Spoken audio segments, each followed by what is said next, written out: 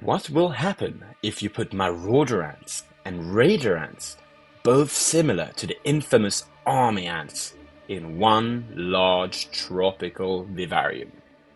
This, or no, actually this, is a one-year tropical vivarium, and it hosts different ant colonies that live productively in the food web that the ecosystem provides within.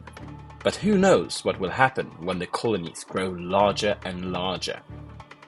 The cockroaches inside enjoy this ecosystem too, along with the enormous apex predator of the tank that longs for a catch and feast now and then.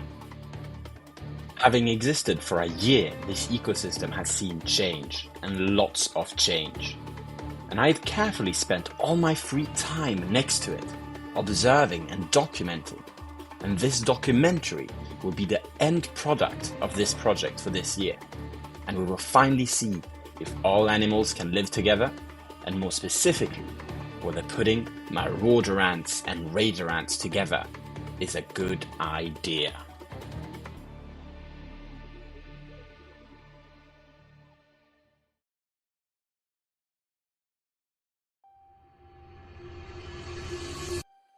Let's commence this video by just having a look at how I made this vivarium. It will be a quick recap and there will be some epic Ants Canada music in the background, but if you're not interested, please just skip a few minutes ahead.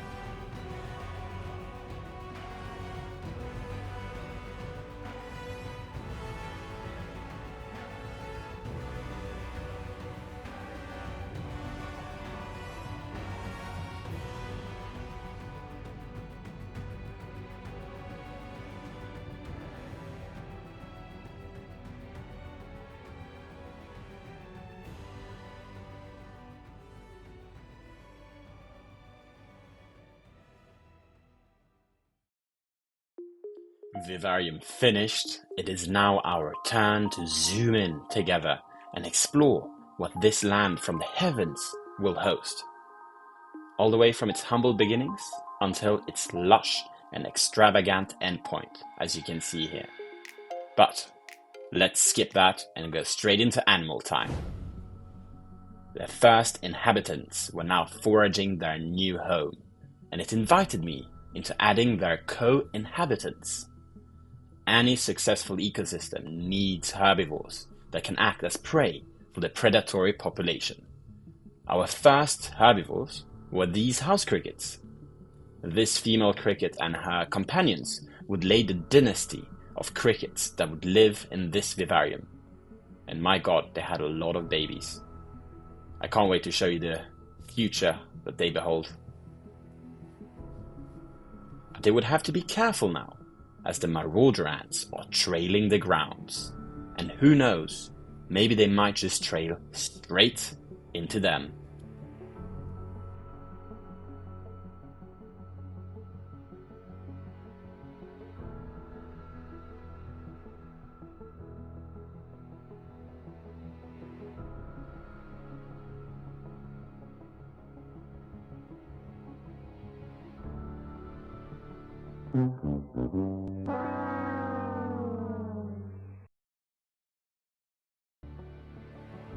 Except for obviously hunting crickets, the marauder ants were already gathering seeds all around the vivarium, which was awesome to observe. There is just something about seeing ants working together. Inspiring or captivating, I'm not sure. But seeing this, I was like, let's feed them a roach. But that was not a really successful idea. However, the rest of the vivarium was looking great. But let's move forward. I was about to introduce some maintenance workers, common isopods and worms all over, that would also form dynasties in the vivarium, alive even to this date. And they for sure brought some more life into the vivarium.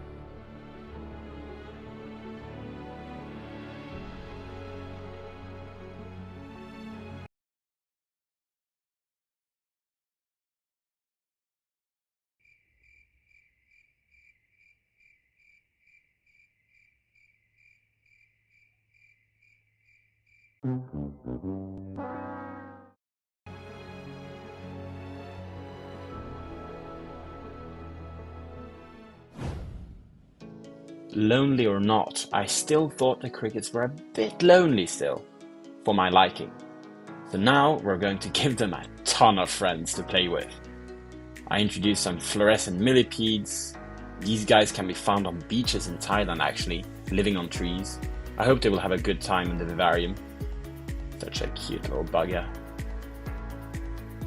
Next is a cockroach species that have quite good looking males with a white band on them. I've never seen those before. But for now, they look like small, hairy gremlins. But I cannot wait to show you them grown up later in this video, so make sure to stick around. Introduced in the vivarium with the millipedes, the nymph cockroaches will want to remain underground to hide from predators during the nymph stage. Next is a very flat one, a pancake slug, and don't put any sugar or jam on these ones, because they are very slimy. I was hoping they would reproduce in the vivarium, but unfortunately that was not going to be the case. Next is a cool looking species of isopods called the panda king. Don't they look awesome? I love those white bands in the middle of my insects. They will help break down dead matter along with both white and red springtails I added with them inside, as you can see here. Red to the left and white to the right. I just can't imagine what these new inhabitants feel as they wander through their new habitat. Hopefully a sense of adventure and joy, but as with all natural ecosystems, there is bound to be a ferocious predator to rule these lands. The apex predator of this vivarium was a giant Vietnamese centipede. It can reach up to 20 centimeters and is an aggressive predator with large mandible-looking toxicognaths at its head, ready to bite and inject venom into its prey. It was going to hunt the crickets and cockroach population in the vivarium, controlling their numbers. I, for once, am not too scared of bugs, but this is the first time I've put an animal in one of my vivariums, and I had shivers down my spine. It's just something about Scolopendra that gets to me. Does it get to you? I would love to hear in the comments what sort of bug freaks you out the most.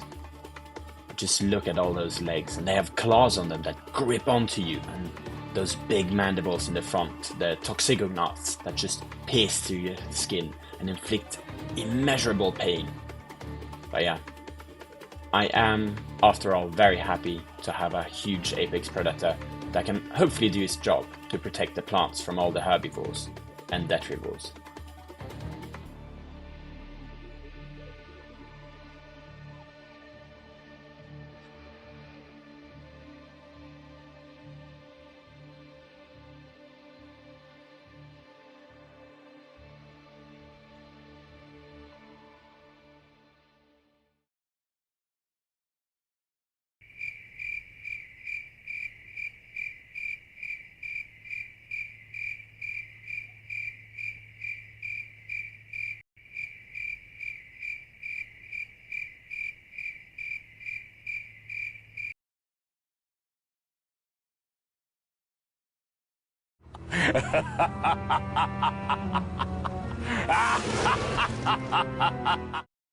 Next, it was time to introduce a favorite colony of mine, the raider ants. These guys attack in packs of foragers in a large group where they can overwhelm larger arthropods or other ant colonies for food. They also belong to the army ant group Dorylinae, resulting in the colony being nomadic, often moving nests and having a very mobile queen that can move a lot. You can see her right here.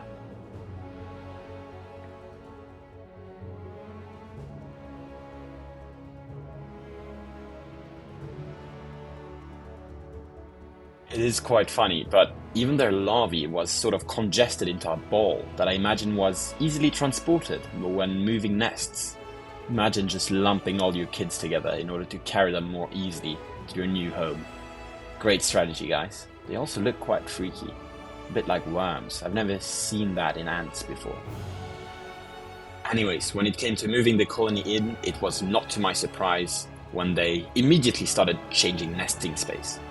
The adventurous monarch of a queen wandered around looking for their new nesting space too. As an ant keeper, it is quite crazy to see how such a crazy queen just does all of that cucaracha dance outside the nest, exposing herself and the survivability of the colony. Oh man, I was kind of worried how they were gonna do in the vivarium.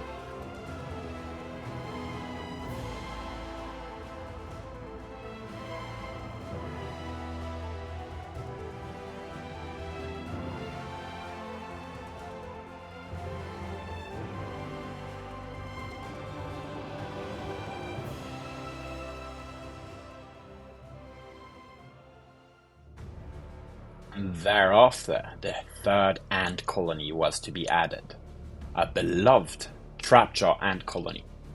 These gracious ants have a cool twist to them. Their mandibles are open at 180 degrees and latched on by an elastic mechanism, which when released causes the jaws to close at an incredible speed and force, stunning any poor animal on the receiving end. The force is even so great that it can actually cause the ant to be propelled backwards in the air. I mean, imagine that. You bite someone so hard, it causes you to fly backwards in the other direction. A bit like this, actually. They love it very moist, so I put them in the wetter part of the vivarium and waited for them to settle in during the night. Nighty nighty, guys. Hope you enjoy your new home.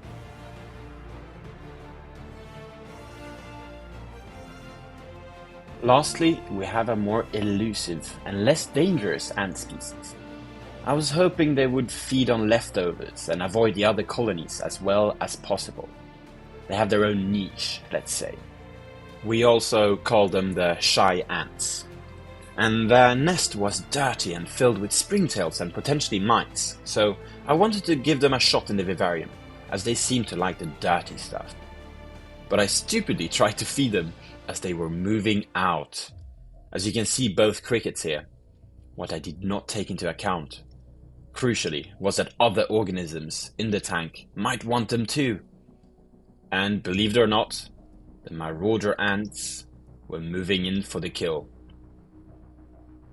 This was going to be 1,000 and thousands of marauder ants versus a handful of these shy ants. As I watched this time lapse, I was scared too. SHITS.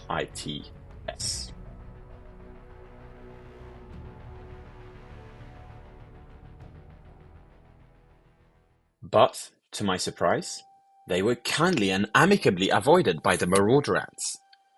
That once more taught me about ant respect in multi-species vivariums. The vivarium ecosystem idea was working, for now at least. Oh, okay, finished. But what about the water compartment? Well, it was filled with life as well. Here is the water ecosystem for now presented to you. First, oh come on man. Can I start or yeah? Okay, thank you very much. First we have Chili raspora, a small schooling fish. Then fire salamander larva, a sanctuary for them from another tank. Then coolie loaches, a peaceful eel-like creature. Then shrimp, to keep the tank clean, eating algae and more. The goal was to create a simple, dynamic and peaceful community underwater that would be able to clean the waters from dead vegetation and animals falling into it, for now at least. I hope you look forward to seeing them feed in the vivarium. I will at least, because I gave them tons of worms and they do love a fight.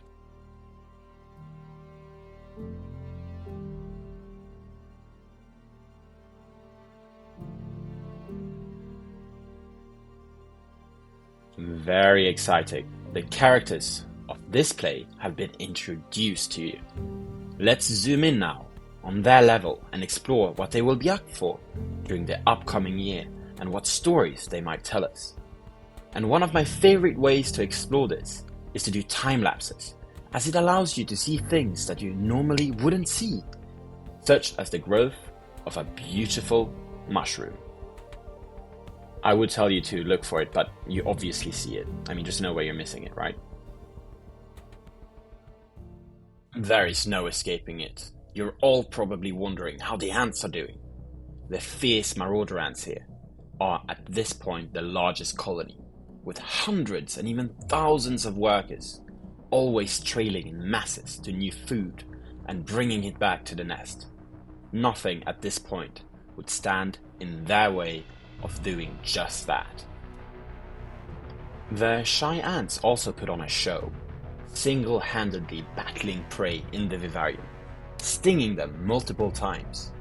They give me the vibe of lone foxes carefully stalking and hunting prey in the vivarium, making sure not to cross paths with the more dominant species. Which is surprising considering the ferocity you can see here.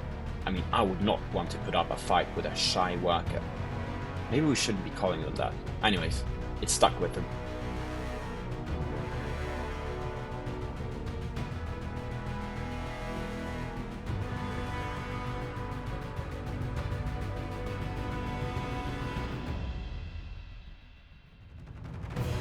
Way in the back of the tank as well, in a super moist part, the more elusive trapjaw ant colony was doing well. I never saw them out hunting, however, as they had their hunting grounds mainly underground or potentially simply in the back of the tank. But I think they're doing well. The raider ants, however, feasted readily in a similar fashion as the marauder ants. However, each individual ant was incredibly able to take down multiple preys, withholding a deadly sting. You are not supposed to have a favorite child, but these guys really were my favorite ant colonies inside. Back then, at least. But let me show you what they showed me, because this is so cool. winding back, so after the introduction, I could see some foragers being out, so I figured I should feed them. First, I presented a feast, hoping they would appear. And then I waited. In the beginning, there was a juvenile cockroach that appeared in the undergrowth to eat one of its distant cousins. Then there was a worker from the shy ant colony. They both nibbled on each a prize, rich in protein for a while, until the rest of the vivarium woke up, just all of a sudden. Quite lively, isn't it? And would you have guessed it, then the raider ants finally came and took over the feast, swarming in their masses. I got a bit carried away and unfortunately fed them too much food. I realized a bit late and wondered what they were gonna do with all this prey. But sure enough, instead of bringing the prey to them, these guys decided to bring themselves to the prey, moving the entire colony. You can see them carrying eggs right there.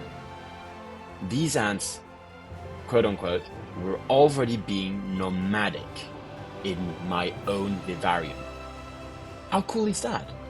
It's truly awesome behavior to observe. And healthy, I hope. It's really natural. Look, there's the queen as well. They remained in this temporary nest for a week, and I had simply so much fun feeding them directly and watching them work. Look at them moving this massive mealworm down their quite tiny nest, I must say.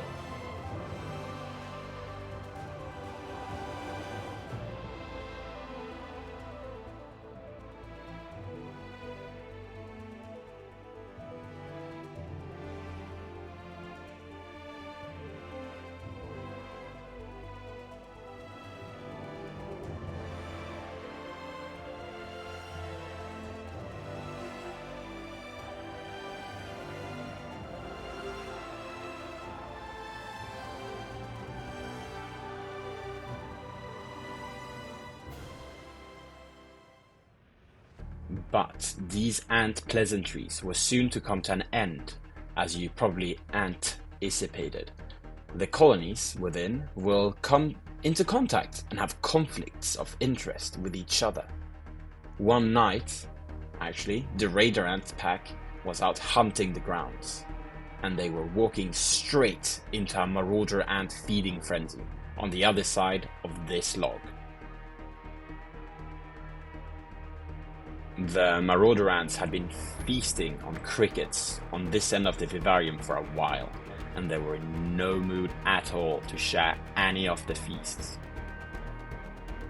The raider ant pack still pushed on, however, and I was sitting at the edge of my seat and thought that I could calm them by offering 2 crickets.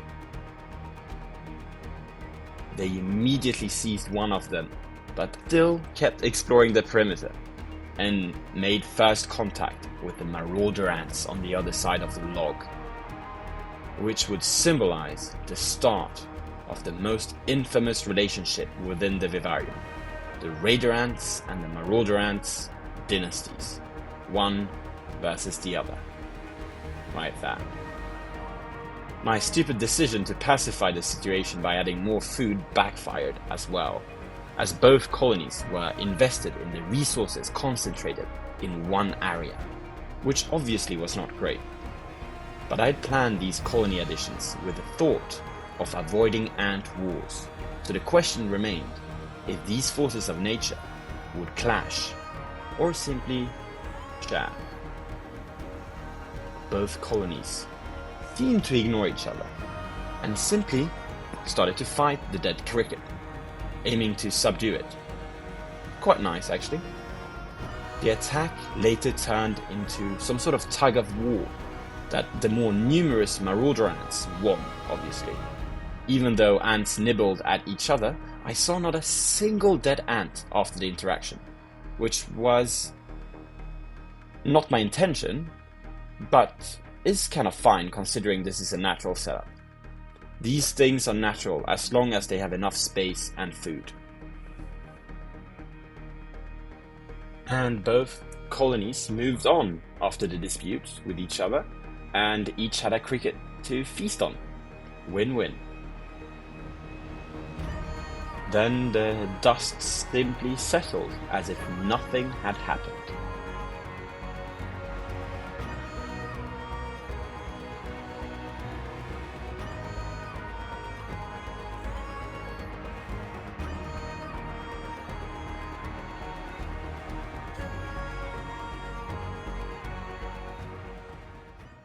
Only the springtails remained, to break down the final dead matter that was left behind by the ants. As with all organisms, their lives simply moved on, whether it be the plants or the tree climbing millipedes.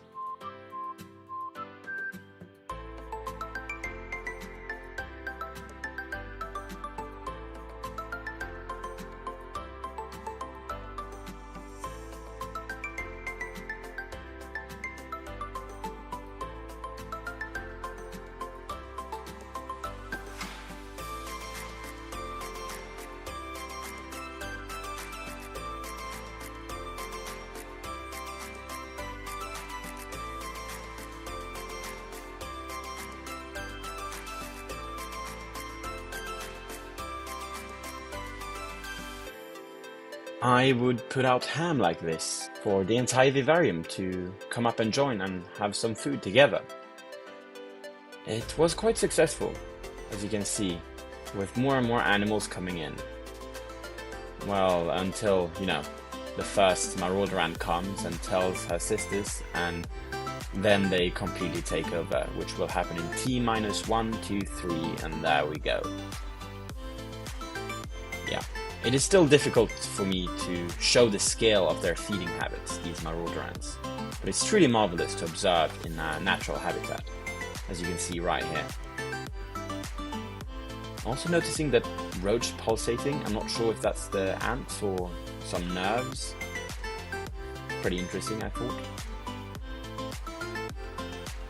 All the ant colonies in general were actually doing great at this time. I could even see some elusive trap giant workers foraging at times. Just like the shy ants, they would forage solitarily, probably grabbing and stinging prey in their own way and then bring them back to the colony. The shy ants were also often seen higher up, arboreally let's say, looking for food or something else.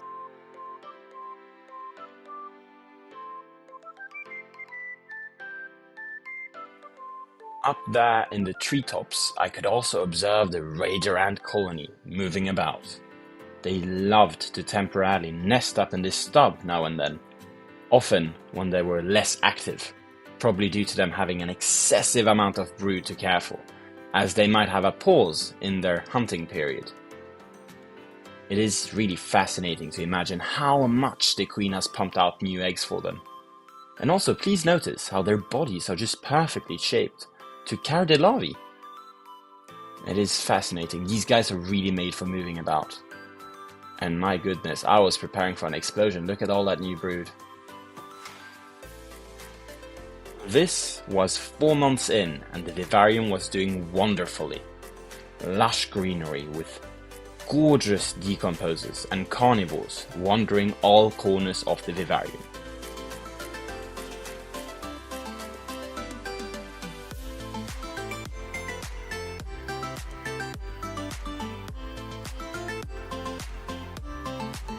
And you know what? There were even some flowers. But then I got reminded that dark forces were also at play in this vivarium. Seeing a hurting pancake slug hiding at the top of the vivarium. Upon closer inspection, I could see 2 massive fangs had pierced through the slug's back. I mean, the scars were humongous considering the size of the slug. Absolutely devastating wounds inflicted on it. And most probably the work of our massive centipede. And our poor pancake slug spent the afternoon dying due to the probably ingested toxins. But, this is the circle of life. And as with the circle of life, I fed the slug back to the vivarium. Even though I sort of suspected it's kind of hard to eat a slug for most inhabitants. But, you know, somebody will, I hope.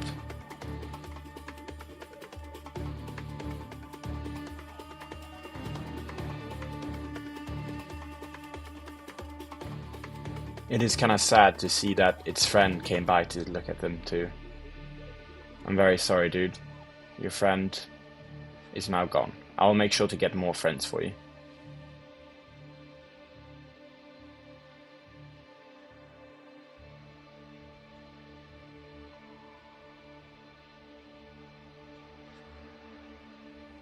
But I'm sure that these slugs, just like me, might be wondering where and what the centipede culprit is doing. At this point, I only saw it once after 5 months, hidden in the back of the vivarium, next to the heating cables and a bunch of isopods. It was looking really well fed. Along with spiders, ants and others, the carnivorous end of the ecosystem was incredibly effective.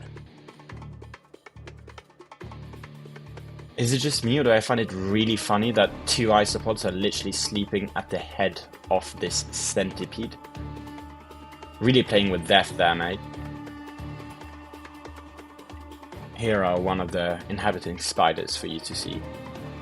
But after 5 months, the streams were also doing really nice. Here are some examples.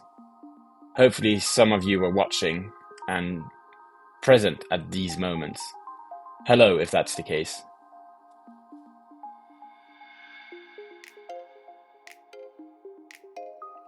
Streams like this and simply recording made me experience incredible things as well, such as the marauder ants catching an isopod live, as you can see in this video. I mean, it's just the ferocity and... oh god. Yeah, that's it, mate. Nighty-nighty.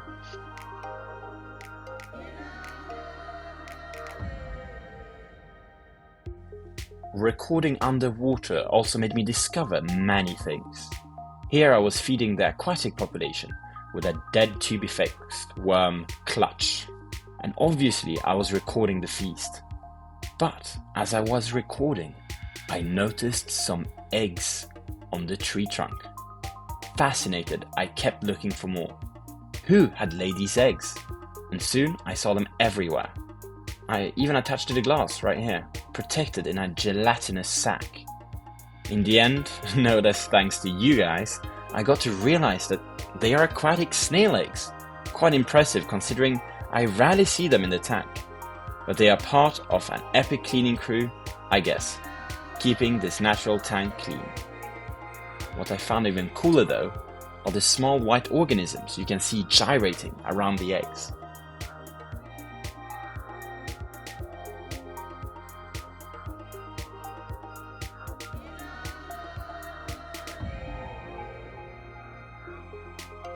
Above the peaceful water body, the land was getting more and more active as well.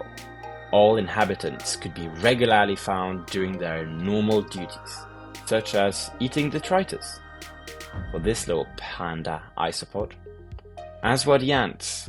As you can see here, there are 3 ant species in this single frame going on about their own damn business. Before you saw the marauder ants, here are the raider ants, and lastly you will see one worker from the shy colony, handling a whole mealworm by herself. Very strong. But, believe it or not, another drama was brewing in the air, and it was soon about to play out. The marauder ants were, as normal, feasting in the open, covering a vast area to feed undisputedly on their own offerings, even bringing their super majors out. You see the huge ant right there.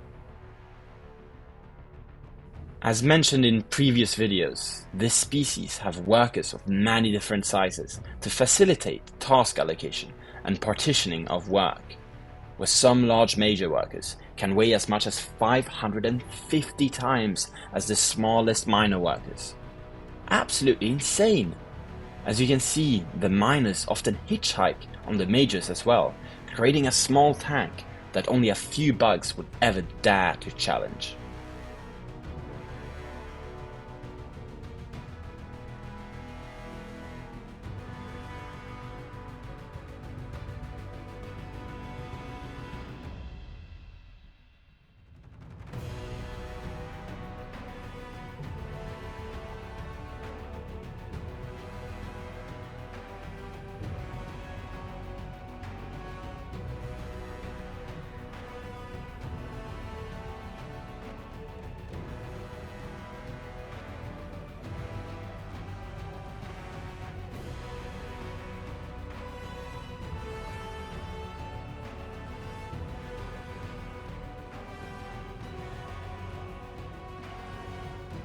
But as the marauders were retreating into the end of the tank, nearby movement from the raider ants had been observed, and they had discovered one of the cockroach leftovers by the marauder ants, and swiftly recruiting sisters from their own colony, I came to realize a major inconvenience.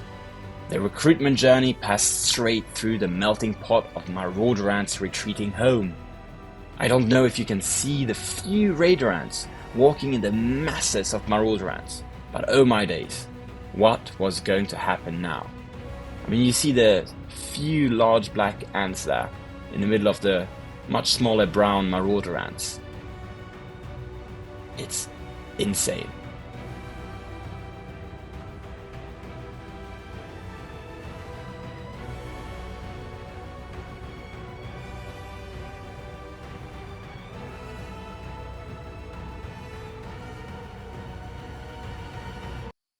But miraculously, the raider ants managed to convince the marauder ants to give them safe passage.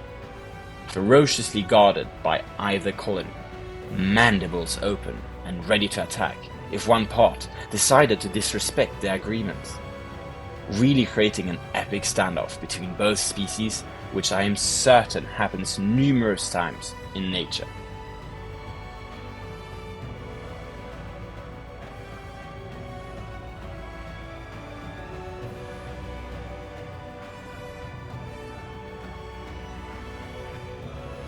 Thanks to this highway, the raider ants were allowed to rightfully take care of the spoils from the marauder ants. But the question remained, would this standoff remain just a standoff?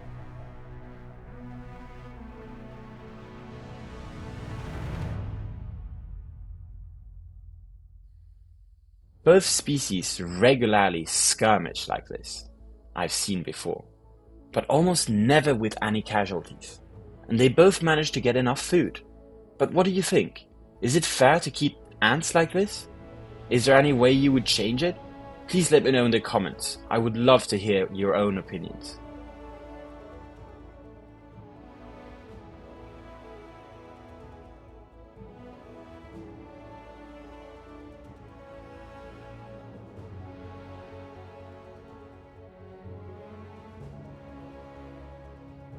For me, as long as they don't start fighting by their own nests, I'm happy.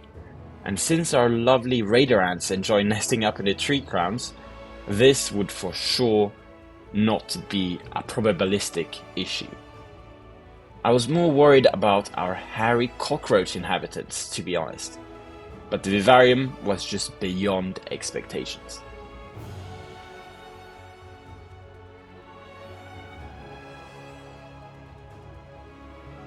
Yeah, I mean, look at you, man. I am worried about you. What have you done with your life except living underground in your mom's basement?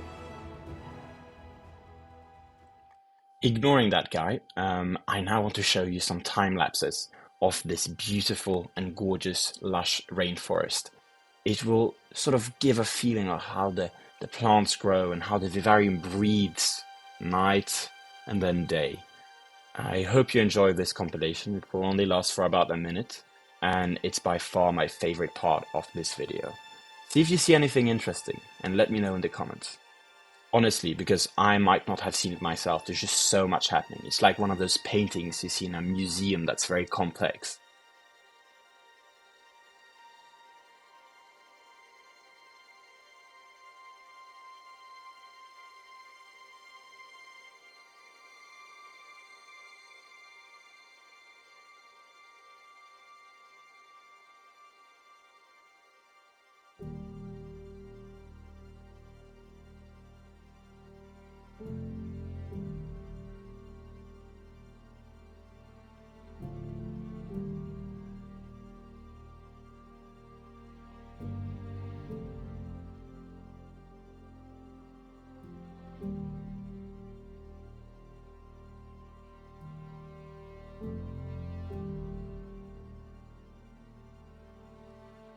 But at the peak of rainforest flourish, I had to travel abroad to continue my studies, biology in the United Kingdom. And I had to leave the vivarium for 3 months under the supervision of my family. But I was counting on it being self-sufficient, disregarding some dead cockroach and fruit offerings here and there. To my actual surprise, when I got back, the tank was finally truly a jungle, jam-packed with competing plants right and left that have created arguably one of the lushest pieces of earth in all of Europe.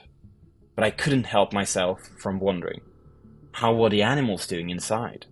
Had the marauder ants taken over? Or the raider ants?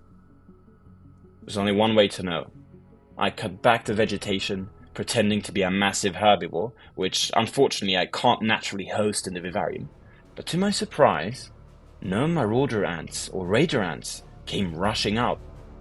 Instead, I could see a surprising amount of trapjaw ants taking down a worm. I had only introduced one queen with under 10 workers, and seeing such numbers, I knew they were doing extremely well. I had no idea that they could collaborate in taking down prey this large either, and I wondered if it was an unusual behavior and if their needs were not met. I could, however, finally observe their behavior in their natural environment, and I was thrilled. These ants are elegant, precise, and deadly. I mean, look at those jaws.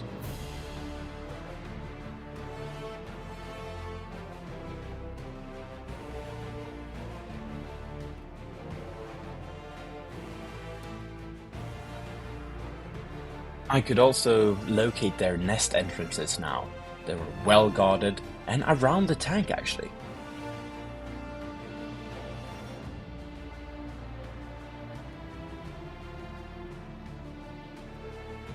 Also, when I decided to put some food out, believe it or not, but the trapjaws swarmed it. Yes, swarmed the food I placed. I could not believe this. They were solitary hunters. But bottom line, these girls were definitely the dominant colony in the tank right now, as it seemed.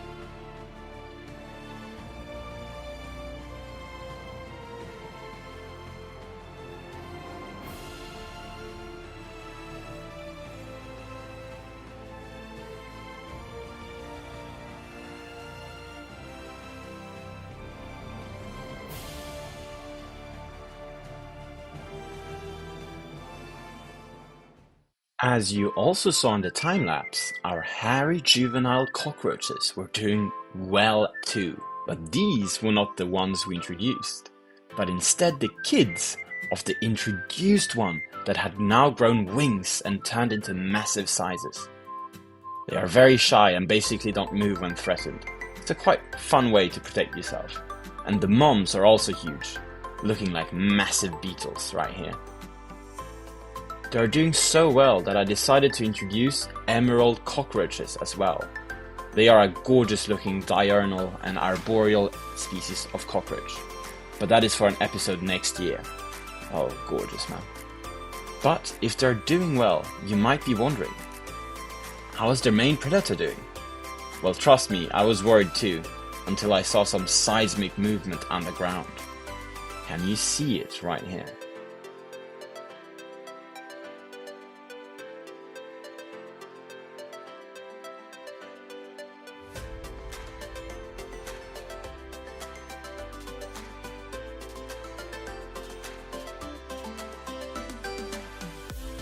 Mr. or Miss Centipede had made their burrow by the glass, resting.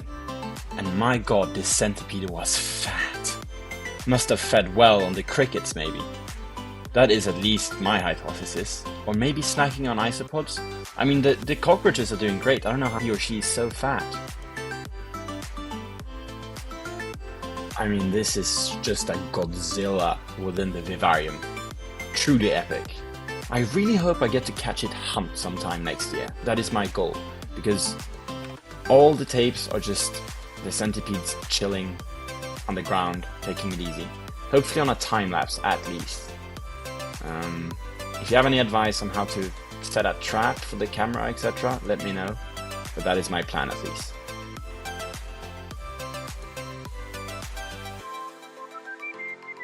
Back to the trap giants, I also observed they had some sort of holy sand site in the tank that they frequently came to take sand from.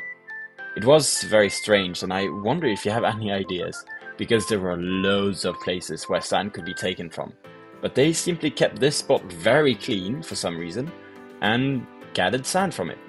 It really puzzles me to a furious amount.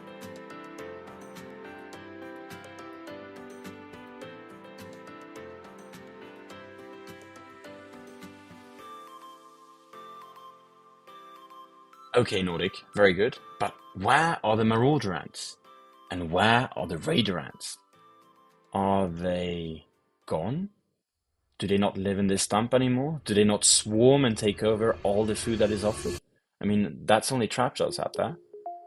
So, to be honest, when editing this video, I thought they were dead. But when narrating it, I discovered both colonies were not dead. The marauder and raider ants are doing okay. They are alive in the vivarium. So fear not, as the tale of the 3, potentially 4 ant colonies will continue next year. Make sure to subscribe to see the next update. And if you like mushrooms, stay for a little bit more, as I will show a time-lapse of the greatest mushroom explosion I've ever seen in a vivarium. It is absolutely marvelous. And who knows, maybe you will see some inhabitants in the time-lapse as well. There are some trapjaws feasting in the very end of this time-lapse as well, so enjoy that. And with nothing more to say, have a fantastic day, and I hope you enjoyed this documentary